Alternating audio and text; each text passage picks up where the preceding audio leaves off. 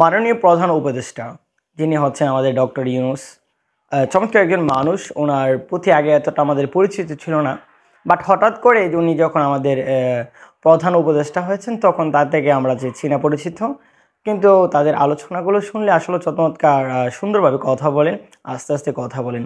তো ওনার সাথে যে এখন ওনার অ্যাসিস্ট্যান্ট হিসেবে যে একজন আছে, উপদেষ্টা যে অ্যাসিস্ট্যান্ট হিসেবে একজন নিয়োগ হয়েছে, চুলগুলো বড় চমৎকারভাবে, উনিও একজন মাস্টার মাইন্ডেড সমন্বয়ক একজন মানুষ।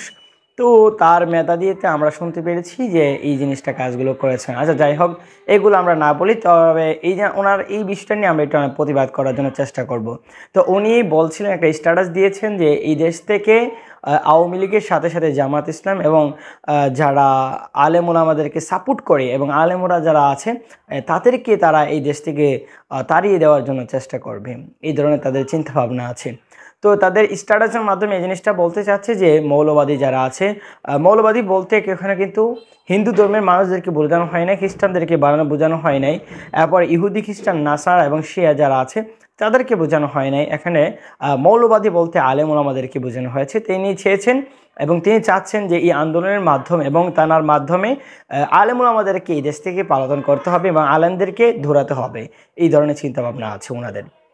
তো আল্লাহ সুবহানাহু ওয়া তাআলার দিকে একটু আমরা উল্লেখ করি এবং আল্লাহ সুবহানাহু ওয়া তাআলা কী বলছেন। আল্লাহ বলছেন, তোমরা আমার বাণীকে এবং আমার যে বিধানগুলোকে তোমরা ফু দিয়ে শেষ করে দিতে পারবে না। দেখো না, ফ্যাসিস্ট সরকার যারা প্রধানমন্ত্রী ছিলেন তারা চেয়েছিলেন আলেমদেরকে জেলখানার মধ্যে বন্দি করে হলেও আলেমদেরকে একবারে শেষ করে দিবে, ধ্বংস করে দিবে, কিন্তু তিনি নিজেই কিন্তু আপনার ধ্বংস হয়ে গিয়েছেন।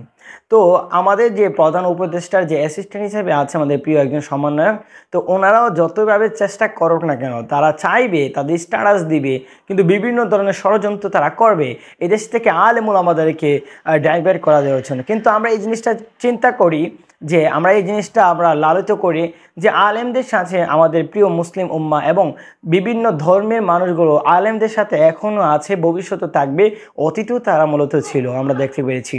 তো এই জিনিসটা আমরা প্রতিবাদ করতে চাই যে তোমরা আলেমদেরকে নিয়ে কথা বলো না। আলেমদেরকে নিয়ে যদি কথা বলো, মৌলবাদীদের আমাদের উপরে যে কথাগুলো বলা হয়, মৌলবাদীদেরকে ঠাঁই দিবে না, তাদেরকে শেষ করে দেওয়া হবে, তোমরা তো ওই ষড়যন্ত্র করো না কেন। আল্লাহ সুবহানাহু ওয়া তাআলা এই কথাটি বলেছেন সূরাতুন নূরের 58 নম্বর আয়াতে, সম্ভবত আল্লাহ সুবহানাহু ওয়া তাআলা বলেছেন যে তোমরা যতই ষড়যন্ত্রগুলো করো না কেন, কাফিরদের সংখ্যার অধিক পরিমাণ থাকে না কেন, জাহেলদের সংখ্যা অধিক পরিমাণ থাকে না কেন, কিন্তু মুত্তাকিন বান্দা এবং বান্দীদেরকে আমি আল্লাহ সুবহানাহু ওয়া তাআলা সাপোর্ট করি এবং তাদের সাথে আছি, কিন্তু আমি আল্লাহ রাব্বুল আলামিন তাদেরকে বিজয় দান করব। তো আমরা মুত্তাকিন বান্দা বান্দীরা, আমরা ইনশাআল্লাহ আল্লাহ সুবহানাহু ওয়া তাআলা আমাদেরকে বিজয় দান করবে, কেননা আল্লাহ সুবহানাহু ওয়া তাআলার ইবাদত বন্দেগী অধিক পরিমাণ, আল্লাহ সুবহানাহু ওয়া তাআলার ইবাদত বন্দেগী একমাত্র আমাদের প্রিয় উম্মাহ মুসলিম উম্মারাই আল্লাহ সুবহানাহু ওয়া তাআলা ইবাদত বন্দেগী করে। তাদের থেকে উম্মতের মধ্যে শ্রেষ্ঠত্ব আছে আমাদের আলেম সমাজ। ইনশাআল্লাহ আমরা আলেম সমাজের সাথে আছি এবং আলেমদের সাথে থাকবো, সেই প্রত্যাশাই কামনা করি।